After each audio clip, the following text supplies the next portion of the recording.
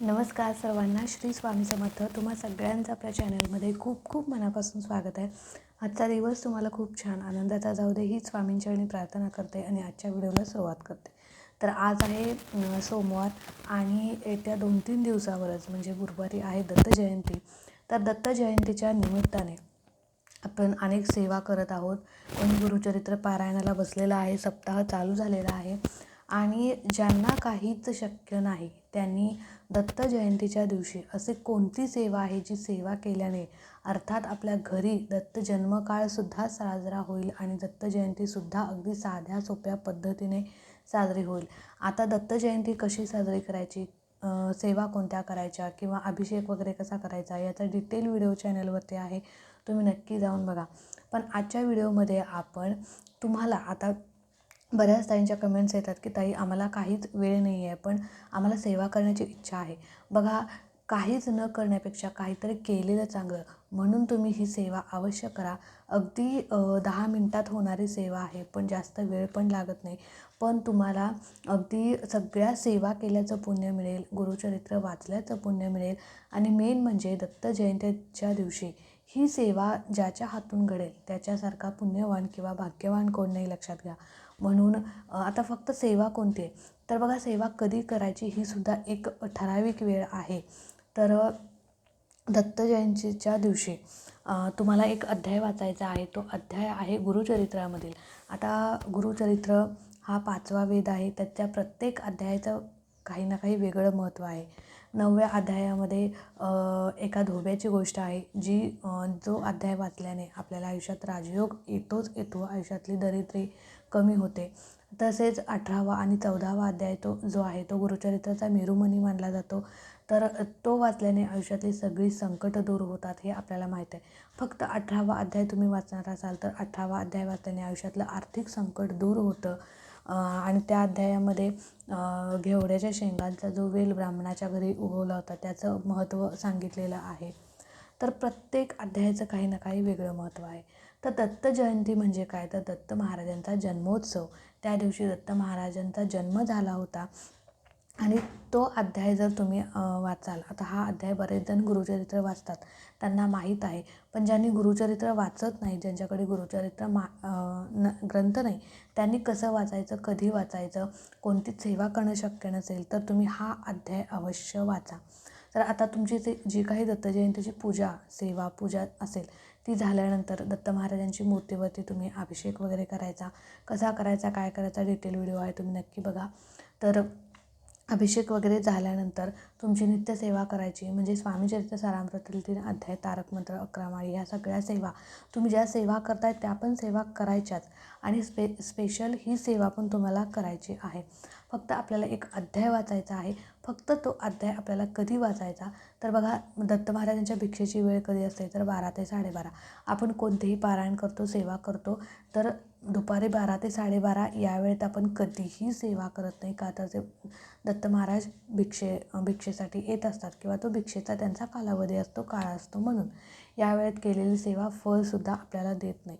तर हा अध्याय वाचायचा कधी तर 12:30 वाजून गेल्यानंतर ते 12:45 म्हणजे 12:39 मिनिटांच्या आत तुम्हाला हा अध्याय वाचायचा आहे.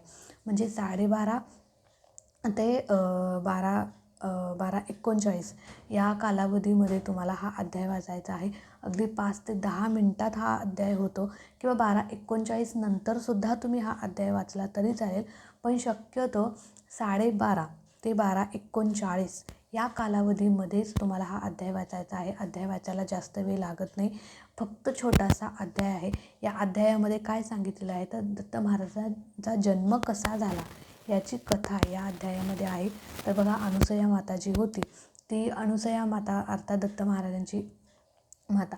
तर अनुसया मातेचा एक धर्म होता किंवा एक पण होता किंवा एक तिचा स्वभाव होता की तिच्या घरामध्ये कोणीही आलं, मग भिकारी असो, कोणी पाहुणे असो, कोणीही तिच्या घरामध्ये येऊ दे, त्यांना ती म्हणजे अन्न पाणी किंवा काही खायला प्यायला दिल्याशिवाय, त्यांचा पाहुणचार किंवा म्हणजे त्यांना काही खायला दिल्याशिवाय ती बाहेर जाऊ देत नव्हती. असा तिचा एक हे होतं. म्हणजे आपल्याला कसं वाटतं की आपण आपल्या घरात कोणी आलं तरी आपण त्यांचा पाहुणचार करतो. तसं तिचं होतं. आपल्या घरात येणारा प्रत्येक व्यक्ती जेवू घातल्याशिवाय किंवा काहीतरी खाऊ घातल्याशिवाय ती त्यांना बाहेर पाठवत नसे. मग एकदा ब्रह्मा विष्णू महेश हे ते अनुसूया मातेची परीक्षा घेण्यासाठी आले होते.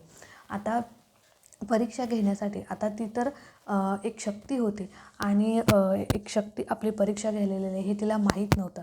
तर ब्रह्मा विष्णू रूप बदलून तिच्या घरी गेले आणि रूप बदलून ते तिघेही तिच्याकडे जेवण मागू लागले. आम्हाला काहीतरी खायला दे असं ते म्हणू लागले. पण ते खायला देताना तू नग्न अवस्थेत आम्हाला ते खायला द्यायचं आहे असं त्यांनी ते अनुसूया मातेसमोर अट घातली. कुणी? ब्रह्मा विष्णू महेश यांनी, की नग्न अवस्थेत येऊन तू आम्हाला जेवू घालायचं आहे. तर अशी अट त्यांनी तिला घातली. आता अशी विचित्र अट कोण घालू शकेल हे तिला कळत नव्हतं. ती म्हणजे थोडा वेळ आत म्हणजे घराच्या आत गेली. तिथे तिनं म्हणजे विचार केला की ही अशी अट घालणारी कोणी सुधी शक्ती नसेल किंवा साधासुद्धा व्यक्ती नसेल. ही कोणीतरी दिव्य शक्ती आहे आणि जी माझी परीक्षा घेत आहे तिला कळालं. आणि तिनं मनातल्या मनात आपल्या पतीचं स्मरण केलं, पतीची माफी मागितली आणि ती नग्न अवस्थेमध्ये त्यांना म्हणजे त्यांचं जे काही अन्न आहे ते द्यायला बाहेर जाणार किंवा गेली तोपर्यंतच ते 3 जे काही ब्रह्मा विष्णू महेश होते, जे रूप बदलून आले होते मातेची परीक्षा घ्यायला, त्यांचं रूप पालटून तिथे 3 बाळं तयार झाली. म्हणजे तिथे 3 लहान बाळं छोटी प्रकट झाली.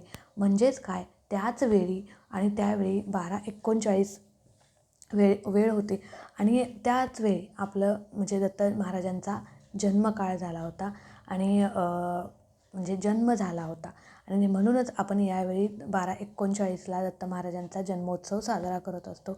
दुपारची 12:39 किंवा ही वेळ असू शकते. म्हणून त्यावेळी आपण दत्त महाराजांचा जन्मकाळ साजरा करतो. म्हणून 12:30 ते 12:39 या कालावधीत तुम्हाला हा अध्याय वाचायचा आहे. तर तो अध्याय कोणता आहे? तर तो अध्याय आहे गुरुचरित्रामधील 4था अध्याय. तर चौथ्या अध्यायामध्ये दत्त महाराजांचा जन्म कसा झाला हे सांगितलेलं आहे. तर ब्रह्मा विष्णू महेश यांचंच रूप आपले दत्त महाराज आहेत आणि दत्त महाराजांचंच रूप आपले स्वामी समर्थ महाराज आहेत. प्रत्येक देव हा सगळा एकच आहे, फक्त रूपं वेगळे आहेत. तर दत्त महाराजांच्यामध्येच ब्रह्मा विष्णू महेश यांचे 3 रूपं सामावलेली आहेत. म्हणून आपण कोणाचीही सेवा केली तरी आपले महाराज तर ब्रह्मांडाचे नायक आहेत. कोणत्याही देवाची सेवा तुम्ही केली तर ती महाराजांच्यापर्यंतच पोहोचणार आहे. त्याच्यामुळे हा अध्याय तुम्हाला अवश्य वाचायचा आहे. काही बाकी केलं नाही तरी चालेल. फक्त पूजा अर्चा करून हा अध्याय जरी वाचलात तरी तुम्हाला 100% फळ तुमच्या सेवेचं मिळेल. तुमची जी काही इच्छा आहे ती पूर्ण होईल. दत्त महाराज तुमच्यावरती प्रसन्न होतील, यात काही शंका नाही. म्हणून बाकी काही करू नका. ठीक आहे, तुम्हाला वेळ नाही, काय नाही, ठीक आहे, पण हा अध्याय तरी ॲटलिस्ट नक्की वाचा. तुमच्याकडे गुरुचरित्र नाही आहे, ठीक आहे, तुम्ही आपलं गुगलवरती जा, तिथे गुरुचरित्र 14वा अध्याय येईल, तुम्ही तिथून वाचा. स्क्रीनशॉट मारून वाचलं तरी चालेल, PDF झेरॉक्स मारून घ्या, तसं वाचलं तरी चालेल. किंवा छोटासा ग्रंथ आपल्या प्रत्येक अध्यायाचा मिळतो, प्रत्येक स्वामी केंद्रामध्ये मिळतो किंवा क्षेत्रावर मिळतो. तिथून तुम्हाला किंवा कोणत्याही धार्मिक स्टॉलमध्ये मिळतो, तिथून तुम्ही पुस्तक छोटासा ग्रंथ घेतला तरी चालेल. तर अशा प्रकारे तुम्हाला हा अध्याय वाचा आहे. म्हणजे दत्त जन्म कथा तुम्हाला वाचायची आहे थोडक्यात आणि ही सेवा तुम्हाला करायची आहे. तर हा अध्याय तुम्ही नक्की वाचा. चला, आजचा व्हिडिओ इथेच एंड करते. आवडला असेल तर नक्कीच लाईक करा, शेअर करा. चॅनलवरती नवीन असाल तर चॅनलला सबस्क्राईब नक्की करा. भेटूया याच्याच एका नवीन व्हिडिओसोबत, नवीन सेवेसोबत. तोपर्यंत खुश राहा, आनंदी राहा आणि सगळ्यात महत्त्वाचं स्वामींची सेवा करत राहा. श्री स्वामी समर्थ.